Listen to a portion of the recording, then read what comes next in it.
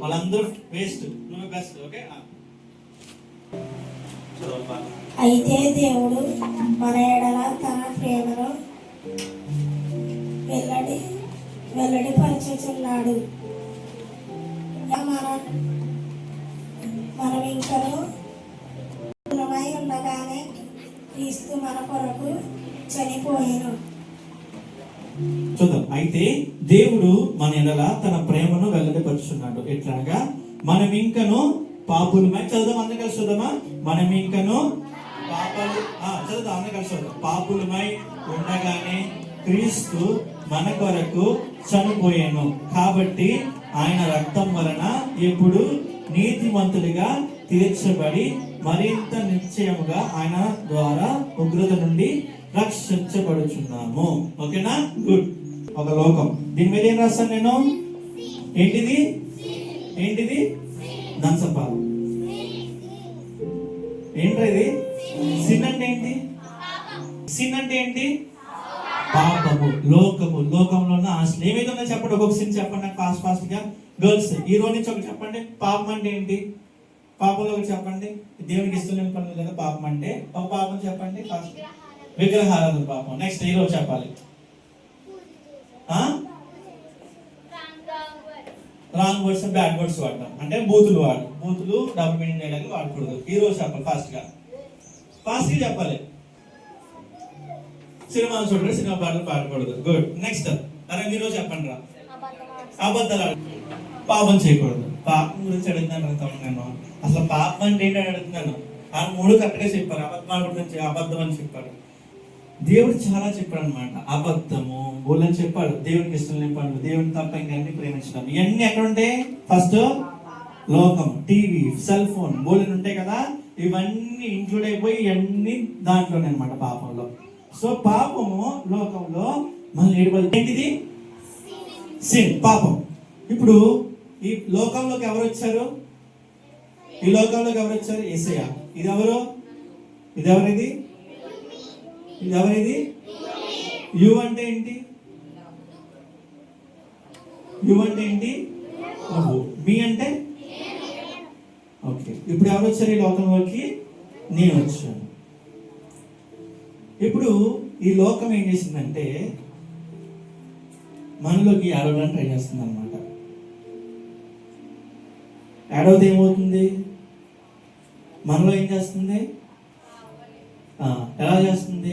సినిమాలు, bad friendship, ఇంకా బూతు మాటలు, అబద్ధాలు, సినిమా పాటలు, ఇంకా చెప్పాలి విగ్రహారాధన, ఫ్రెండ్స్ని కొట్టడం. అదిగో ఇక్కడ చెప్తాను, అయితే కొట్టేసుకుంటున్నారు అక్కడ. చూడండి ఇవన్నీ ఏమైతే అంటే దీంట్లోనే అనమాట. మీ అందరు దీంట్లో ఉన్నారనమాట. అర్థమవుతుందా? చిన్న లడ్డుగాడు దీంట్లో ఉన్నాడు, ఆ తమ్ముడు దీంట్లో. వీళ్ళందరూ ఏమవుతున్నారంటే దీంట్లోకి వచ్చేసి పాపంలో పడైపోతున్నాం అనమాట. ఇప్పుడు ఏమవుతుంది?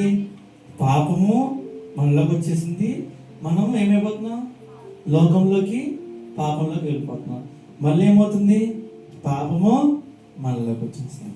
ఇప్పుడు ఇలా ఉన్నప్పుడు మనం ఎలా ఉన్నాం? తెల్లగొండి మనం ఎలాగైపోయాం? దేవుడు మనల్ని ఎలా చేశాడు?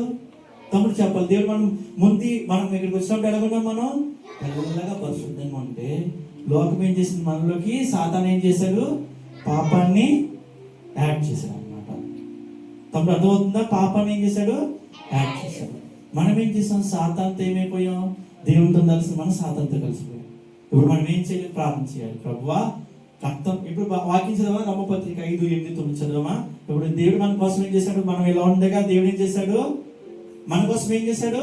తన ప్రాణాన్ని పెట్టి రక్తం కాచి మనల్ని పరిశుద్ధపరిచాడు కదా. ఇప్పుడు మనందరం కళ్ళు మూసుకుని ప్రార్థన చేద్దామా? కళ్ళు మూసుకుందాం. నేను లోకంలోకి వచ్చాక నన్ను సాతాను పాడు చేశాడు ప్రభువా. నాలోకి పాపం వచ్చేసింది. నన్ను క్షమించండి ప్రభువా. నన్ను కడగండి ప్రభువా. నన్ను పరిశుద్ధపరచండి ప్రభువా. యేసయ్యా మళ్ళా నన్ను తెల్లగా చేయండి.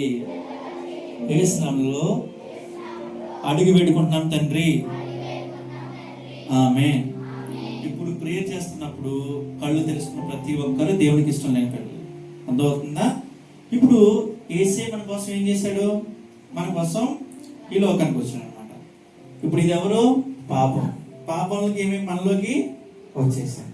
ఇప్పుడు మన కోసం పైనుంచి ఎవరు వచ్చారు? యేసయ్య వచ్చారు అనమాట. ఓకేనా? ఇప్పుడు యేసయ్య వచ్చేసాడంటే మనం ప్రార్థన చేసామా? ప్రార్థన చేసినప్పుడు మనలోకి రావడానికి ట్రై చేస్తున్నాం అనమాట. చూడండి, అందరూ చూస్తున్నారా?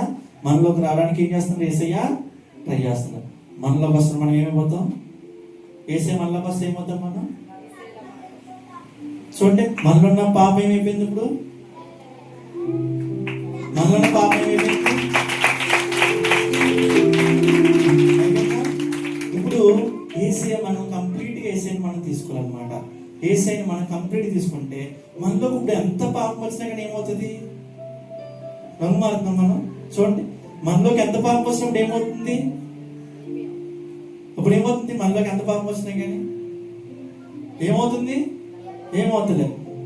మనలో ఏమేడు ఏమేడు మనలో పూర్తిగా ఉన్నప్పుడు మనలోకి ఏమవుతుందంటే మనం ఎలా మారిపోయామంటే యేసయ్య తాను ప్రాణత్యాగం చేసుకొని తను మన పరిశుద్ధత మొత్తం ఏం చేశాడు? మనకి ఇచ్చేసాడు అనమాట.